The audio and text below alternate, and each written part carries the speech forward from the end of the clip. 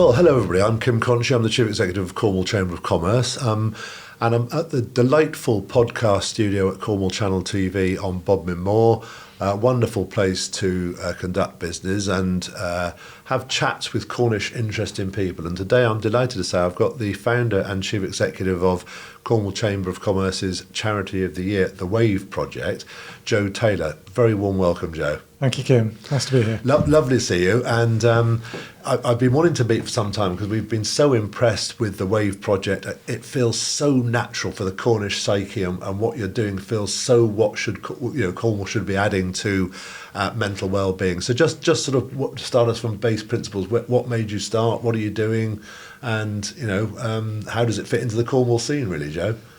Yeah, well, I mean, the project definitely started because of Cornwall, because of the Cornish landscape, because of the sea, and I'd been reflecting on how that could be used to help children, particularly with mental health issues. As you say, Kim, it seems quite natural that it should. Although when we started 12 years ago, our first course was over in Watergate Bay. It hadn't really been done before. No one had really explored this idea of using something like surfing as a medical intervention. Wrong word, but you know what I mean. As a kind of as an intervention to help people with a medical or physiological condition. But actually now I think everyone's a lot more open to the idea. So here in Cornwall we're very lucky because we actually have some amazing resources in the natural world and the environment around us to really pioneer some of this work. So I'm really proud that Cornwall's leading the way actually in this really growing area of interest. Yeah, and I am too. I love it when Cornwall has a first, and I think what's becoming more apparent this century, I would say, really, is using the natural capital that Cornwall's got, whether that be fresh air, the sea, our wonderful countryside or whatever, to actually use it as a resource to make people feel better about themselves. And I think what you've been doing, and I know that already you've helped nearly 5,000 young people, and that's a phenomenal number of people, isn't it? And it's young people primarily that you're talking to, and do they come to you referred from social services, or how do you find the sort of 5,000? That's a lot of young people to find, Joe, isn't it? Where have they come from, maybe? It is. Not all of those were in Cornwall, it's worth saying, but it's still our biggest area in terms of numbers of referrals. You're right, Kim. They come from social services, psychiatric services in some cases, GPs and schools. We have a lot of school referrals. So basically any professional working with a child or a young person can make a referral. This year we're also exploring surf therapy for young adults in the kind of transition age from 18 to 24, which is a bit of a different type of referral pathway. But we've got some funding to do that. So and Cornwall, it's 11 years, isn't it, since the Wave Project founded? Was that right? Yeah, we're in our 12th year. 12th year. Yeah. So I think sort of generally the understanding of mental health issues, the pressures that particularly young people are under, but also in Cornwall's case, the services that we've been able to offer here with the young people's unit at Sowenna in Bodmin, what you're doing. I used to be a trustee of BF Adventure and what they're doing in the outdoor sphere, Sea Sanctuary a bit more for adults, that sort of thing. It just feels, as I say, that Cornwall is leading the way on this. We've got a lot of learning. I'm sure that you're much in demand from other groups in the rest of the UK to actually what you're doing here I just love it when you're using those natural assets of Cornwall so well. So it must be well regarded across the country, I reckon. Yeah, it kind of grew out from Cornwall into other parts of the country. I think other people recognised quite quickly that there's something interesting here, and other areas wanted to set up something similar. And I still think that Cornwall is seen as, I think you're right, I think it is seen as a bit of a leader in this area. I think, I talk quite a bit to people in the NHS, for example, and I think that there's interest in what's going on in Cornwall. And I think it's something we should be proud of, and continuing to to support and invest in as much as we can. I mean, it's interesting, as we expanded as a charity, people said to me, oh, well, it's easy for you down in Cornwall because you've got all of these lovely beaches and, but here in, I don't know, say Scarborough, for example, or like another part of the country, it might be more difficult, Brighton. But actually, I think people were inspired by what was happening here and felt it was possible.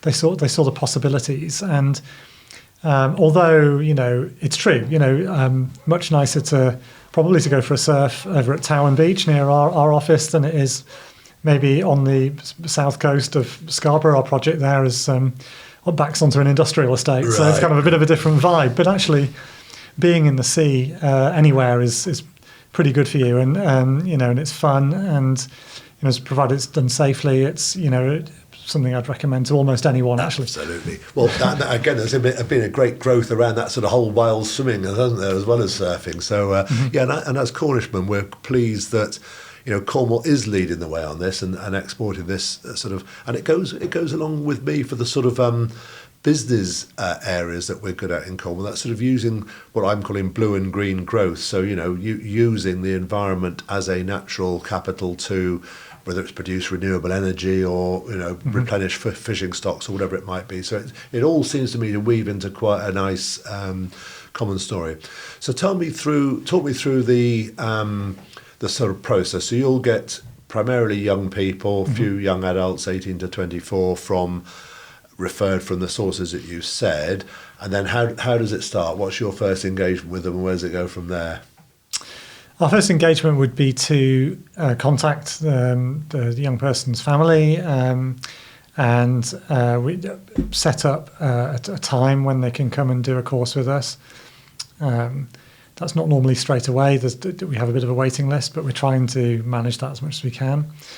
Then they're given a date, and we send some correspondence to them about where they're going. We introduce our team, and a lot of what the Wave Project does is quite relational. We're trying to encourage these young people to feel more confident about having relationships with other people. A lot of them, for different reasons, find it hard to do that. They find it hard to make friends sometimes. They find it hard to trust people in other cases. And there could be all sorts of different reasons for that. And because of that, they find it hard to thrive and enjoy their lives. So what we found is, by combining something fun like surfing with an opportunity and a structured program for building relationships, they overcome some of those anxieties and barriers. Now, what we see at the end of a course, so our courses normally last 6 weeks initially, is them being much more willing to try other things and have a go at new things and feel more confident about being around other people. And that's the kind of foundational step for these young people to improve in other areas of their lives. And you see that through, in some cases, improvement in school performance. Other times they just are more comfortable at home and have better relationships with siblings and their family. Or it could be with older young people that they try new things, and so I think what we're trying to do is get them over some of those foundational kind of well-being hurdles that they have. Okay, so that's important, I think, for the Wave Project for people to know that that there's a structured program around the immersion in the sea, and then presumably some measured sort of milestones along the way to improvement. Yeah, that's right. I mean, every young person is a bit different, and they all have different goals. But for us, it's about them feeling like they've overcome some kind of challenge, and that's a challenge that they would set for themselves, not in a kind of very formal way, I'm going to try and do this today type of thing, but it's quite clear usually what the challenges are. And they also have their own personal mentor with our sessions. They're volunteers, trained volunteers, who help the young person through that journey. So they get to know them and get to build a relationship with them, and a trusting relationship. And it's all done through surfing, so there's always a bigger wave or a bigger challenge you can overcome. Yeah. So even the ones who are quite confident to start with, there's something a bit further you could push them. Yeah, nice. And it's also trying to balance working as a group, so together, but not having any competitive element to our sessions. which is important for us. We don't want one child to be comparing themselves to another. It's about their own challenge. One child, it might just be simply getting on their wetsuit, or even getting out of the car, even turning up to the session. Another might be catching a big wave. But whatever the challenge is, it's their challenge, and we help them to overcome that challenge, and then all come back together as a group, and then help each other, carry boards back to the surf hut and stuff like that. Bit of teamwork as well. Bit of teamwork as well. So we found that structure really works and really helps them to just bond and come together as a group, make friends, and feel that the real challenges in life are ones that you overcome and set for yourself, not ones that other people set for you. And I think that's an important lesson for them to take away. Absolutely. Well, it sounds absolutely fantastic. So, as I say, I'm going to say it again, I'm really, really delighted that you started in Cornwall. So you've got 32 locations now. Are they all around the UK, all around the coast, or? So we have a location in every country of the UK, which is great. Yeah. Mostly around, they're all around the coast, except for we have a project in London actually, which is started a few years ago, where we combine some inland stuff like kind of stand-up paddleboarding on a river, or we work down at Surrey Docks in London, and then we do 3 sessions there, and then 3 sessions down at the beach with them. So we jump in a minibus and take them out for the day to the sea.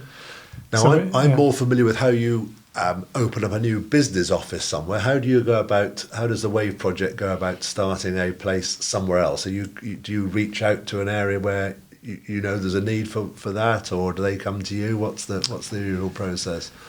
It's generally been they come to us. Actually, someone from that area says, "I'd like to start a project here, and can you help us?" And we'll take a look at it, and if we feel it's something we can help with, then we do.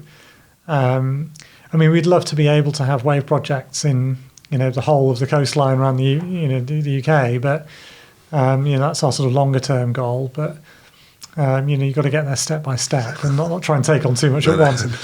As I'm sure Kim, from all your years of business experience. Absolutely. Over-expansion too quickly is the death knell of many an ambitious young business person. Yes, absolutely. Yeah. And how do you sort of make sure that those, you're only one person, the founder and chief executive, how do you make sure that those far distant ones are sort of maintaining the same standards and integrity and so on that you've set up here at Towan? Yeah, it's a really good question. So first of all, we have quite a clear evaluation model. So each young person who does the course has to answer a set of pre and post questions. And we use that to measure the performance of the project, the performance of the charity overall each year. We can benchmark some stats on that, and it's quite a helpful way of just making sure that we're not missing the mark in an area. We can look at things like attendance at sessions. We have a project called Surf Club as well, which is like a follow-on project. So the amount of children who want to join that is a bit of an indicator.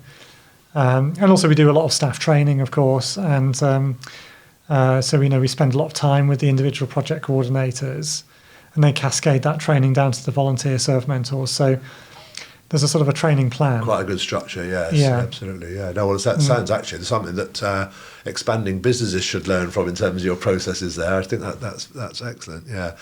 So we're at Cornwall Chamber of Commerce, we're absolutely delighted that the Wave Project in Cornwall is our charity of the year this year.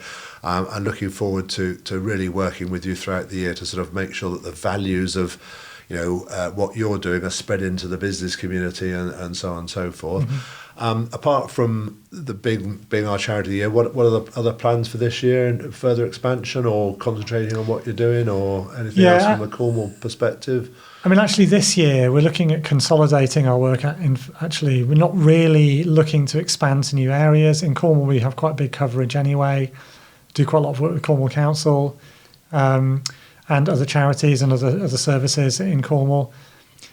So I think what we want to do is make sure we're really getting our offer right, looking at staffing levels, looking quite a lot at staff wellbeing as well, because we found that the work, it sounds really fun taking children surfing. Of course it is, and it's really rewarding.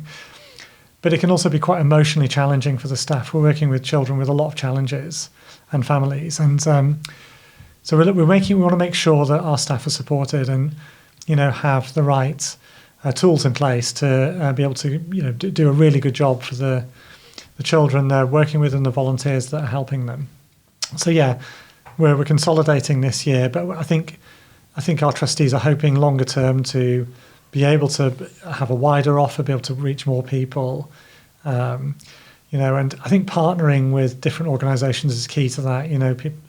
Organisations like the NHS, I mentioned Cornwall Council already, and trying to get that a bit more systemic across what we do. So it's a real partnership between different services of which we are part. Yeah, absolutely. No, very, very important and actually very alluring part, very, very exciting part of that whole mix, I think, really. And we at the Chamber of Commerce are absolutely delighted to be able to do our bit in introducing what you're doing to the business community. And obviously from the business community, they're reaching so many other parts of community in Cornwall. So we're really pleased to be able to do our bit. But how, if people want to get in touch with you, Joe, what's the best way for them to? What are the ways that people can help if they're listening to this podcast? Well, what can I say first? I'm really grateful to all the businesses in Cornwall that support us. There are quite a few actually, and they've done fundraising, they've done donations, they've got involved, they sent volunteers, and we're super grateful for all of their support. Absolutely, fundraising is key for us. We have to keep raising money to pay our team and staff and buy equipment and pay our coaches. And although we work with a lot of volunteers and hugely grateful to them, we do have costs as well to meet, of course. And so if anyone wanted to do a fundraiser for us within a business or individually, we'd be more than grateful. Please hit us up on our website, waveproject.co.uk. Contact details there. You can get in touch and we'd be pleased to talk to you. We have a small team who can help with sending out kind of materials and bits and pieces that might be helpful for your fundraiser.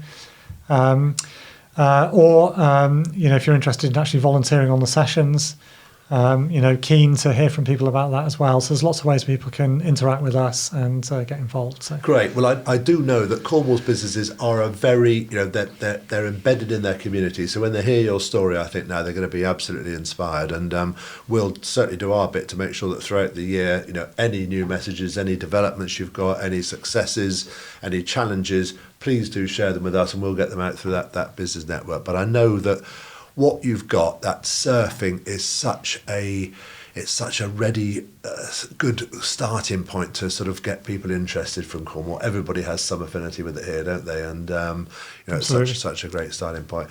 And as I said at the beginning, I think we're all very conscious these days of young people's mental health issues, and anything that we can do to help that is hugely important. But the Wave Project, I'm just delighted to be involved with, and we shall look forward to working with you throughout the year. Thanks so much, Kim. Thanks. Pleasure.